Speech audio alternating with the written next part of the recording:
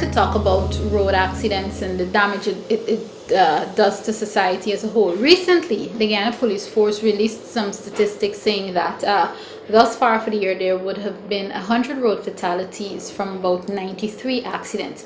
Unfortunately, in 1996, I know you lost your daughter, of course, and that's the reason the Mothers in Black and the Alicia Foundation were formed. Given the fact that these figures are now coming from the Guyana Police Force, do you see some sort of reduction from 1996 to now? I don't. Unfortunately, I don't, and it's really sad. And those are the figures that come from the police office. Mm-hmm. But I would like to state, and I have stated over and over and over again, this is the figures that they get from actually witnessing or going to an area where they've had a car crash and had fatalities. Mm-hmm. But we haven't got any data system in place, meaning that if anybody succumbs in hospital mm-hmm. after a road crash, nothing is reported to the police. So it is not added because we haven't got the system computerized yet. So unfortunately, those figures, they're saying 100, it's probably way higher because a lot of people succumb in hospitals, and there's no reports there going to the traffic police chief to state who has died from a car crash. Do you believe we have this sort of, I don't know if it's technology or human resource, to put such a system in place whereby we would only see these figures coming from what they've reported in the scenes that they've visited? Do you believe that we have the resources to do that? We should have. Okay. We have an archaic system where everything is being put in a book manually, and I know that anybody that wishes to get the figures have to go to traffic department, mm-hmm. and then they can go through the book for the month and add up. So everything is done manually. Mm-hmm. So it is ridiculous in this day and age. We should have a computerized system, and money should be in place there with all the traffic fines, because I noticed that they had. Mm-hmm. Well, that is on the increase with regards to how many charges they put in place.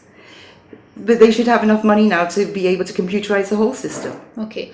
Let's talk about the pedestrians. Research has also shown that most of the victims are pedestrians, people who either died or they're maimed. We have these big, massive campaigns. Don't drink and drive, don't speed, don't drive in certain areas. I mean, it comes back to not speeding in various areas, especially where there are schools and where there are students. Do you believe that we need to have a massive campaign for pedestrians themselves, focusing on the do's and don'ts of pedestrians? It's the education process. And I believe that we should really start with our youngsters in schools. The Alicia Foundation and Mothers in Black, and I know that National Road Safety Council do go around to schools. Mm-hmm. But it's a shame that it's only sort of in November of each year that you see the police come out, you see National Road Safety Council come out, and likewise the Alicia Foundation, Mothers in Black, where there is a huge campaign for 1 month with regards to education in schools and road safety. It should be an ongoing process. And I feel it should be mandatory in every school, at every level, from nursery right the way through to high school, that it should be compulsory, that they have to have lessons in road safety. Because when I first came out here, and I'm talking about 30 years ago, mm-hmm. every school used to have what I term as a lollipop man or woman. And it used to be through the PTA, which is the Parent Teachers Association, and the older children, to help kids cross the roads and also to know the rules of the road, which is look left, look right, exactly. Look left again, etc. But now 3 o'clock is madness. I hate driving around town at 3 o'clock. Because children just rushing out of school and without a care in the world, they have no fear, and unfortunately they're the ones that are involved in a lot of these maimed for life, and also in these crashes. And of course, as you'd mentioned earlier, parents, you know, these youngsters, we have no pavements, number one. And, you know, parents are not giving them the guidelines either. It is terrifying to know that your child is walking on the roads and does not know the basic highway code. Okay. Finally, before I begin to wrap up, Ms. Dias, now we've also seen recently, some people would call it an upsurge of traffic officers on our roads. I don't know. Do you have any idea why do you believe that may not have contributed to us seeing reductions in these road accidents?